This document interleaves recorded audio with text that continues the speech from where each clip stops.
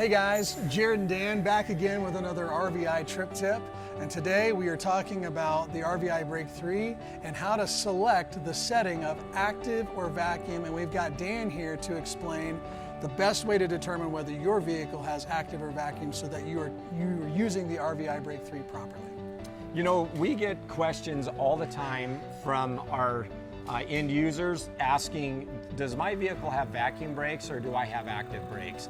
Because we have two different settings for the RVibrake3 so that we can accommodate both of those vehicles in one unit. So 95% of all the vehicles that are getting towed out there are vacuum brake vehicles. And we know that by, if you were to look on the firewall under the engine compartment in your towed vehicle, you would see a round canister mounted to the firewall, and that is a storage unit that stores vacuum, and that's how auto manufacturers get extra power so that it's easy to push on your brake pedal when you're driving it. So, but in today's world, we also have a lot of hybrids coming out, a lot of electric cars that have active brakes, and what that means is that when you're towing the car without the engine running, you still have power brakes, so it's very easy to push on the brake pedal.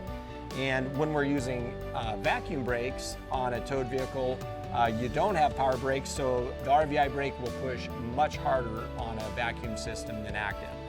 So the best thing to do is when you're talking to your dealer, where you bought your automobile at, your towed vehicle, you can ask them if it has vacuum brakes. Most dealers are going to know the answer to that. If you ask them, do I have active brakes?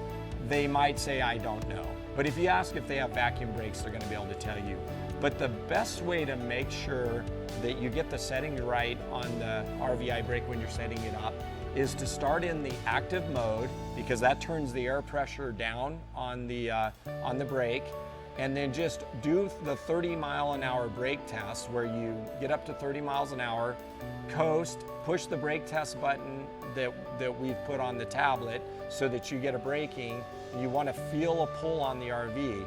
So you just want to work your way up, and if you get all the way to the highest setting on active and it's still not enough, then go to your vacuum setting and start there and work your way up. Eventually, it'll take you 5 minutes, but eventually you're going to get to the proper setting that we have here. So that is the best way that we think to sneak up on the proper brake setting. That's great, Dan. Thanks. That's a great tip. So again, if you are not sure what kind of braking system you have in your towed vehicle, you can talk to your RV dealer, the person you bought this from, or always feel free to reach out to us. Because we live and breathe this, we want to help you become a flat towing expert as well, specifically in your towed vehicle. So if you have any questions about this trip tip today or anything else, don't hesitate to reach out to us. We'd love to help, but in the meantime, happy RVing.